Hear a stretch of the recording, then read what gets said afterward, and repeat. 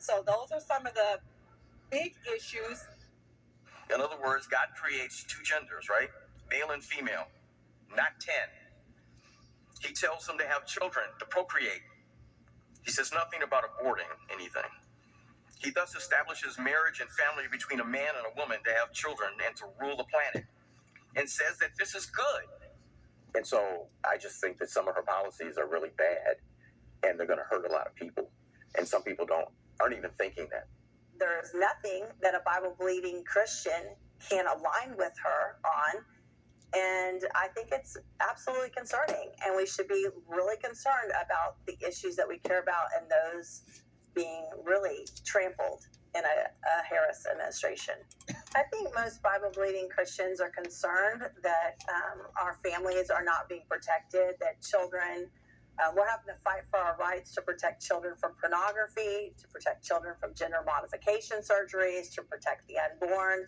I think it's extremely concerning.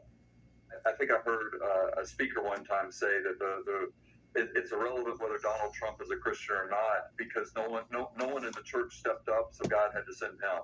And I thought that was just kind of a clever way of saying it. Trump made an appearance on the popular Joe Rogan Experience podcast, saying it was the longest interview he's ever done. He's in Michigan this weekend to win over swing state voters that he says will win him the election. NTD's Washington correspondent Jack Bradley has the details. Former President Trump is campaigning here in Michigan this weekend. His plane is taking off right behind me, and he was holding a rally right here in Traverse City to a crowd of thousands of supporters, speaking about illegal immigration and how he'll turn around the economy if elected. Now, he was 3 hours late because he was hosting a podcast with Joe Rogan, and that was a 3-hour-long podcast. But still, many people braved the cold, and most people stayed. So here's Trump, what he said about illegal immigration. Take a look.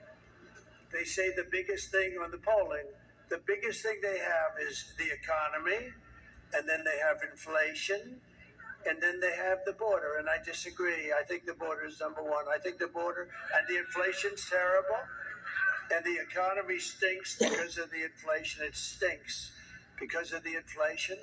But I think the biggest thing is the border. The former president also emphasized how tariffs on China will help bring back manufacturing here in the U.S. So you got to vote for Trump, and you will see a mass exodus of manufacturing jobs from Mexico to Michigan, from Shanghai to Sterling Heights, and from Beijing to right here in Traverse City. This is a nice place. Nice. One of the speakers on stage here was Tudor Dixon, a former gubernatorial candidate back in 2022. I spoke to her before she went up on stage, and she told me that Trump is going to bring back manufacturing and jobs to the economy if elected. Take a look. I'm just going to talk about, we've got 11 days left in this race. It's more important now than ever to make sure people go out and vote. And they vote for not only peace, but they vote for safety, and they vote with their pocketbooks, which is going to be voting for Donald Trump. And as far as Trump, he talked about eliminating or raising tariffs on China, helping bring back manufacturing here in Michigan. What do you think of that position? That's absolutely what we need. We know that the auto industry is moving factories out of the state of Michigan right now. We certainly don't want to see them go to Mexico. We want to see them stay right here in the state of Michigan. We want to make sure that our auto workers are employed for the long term. Michigan is a battleground state with 16 electoral votes, and Trump said up on stage here behind me that if he wins Michigan, he wins the whole thing. Reporting from Traverse City, Michigan, Jack Bradley, NTD News. Democrats have outspent Republicans in advertising since the day after President Biden withdrew from the race.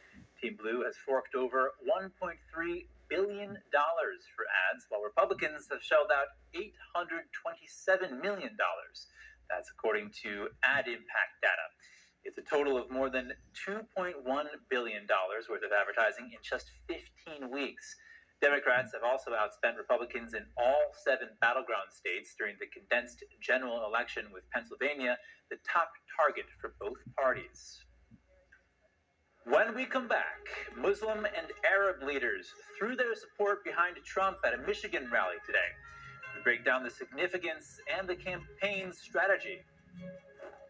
And Israeli jets conducted 3 waves of strikes before dawn against missile factories and other sites in Iran as retaliation for Iran's October 1st missile attack. Stay tuned.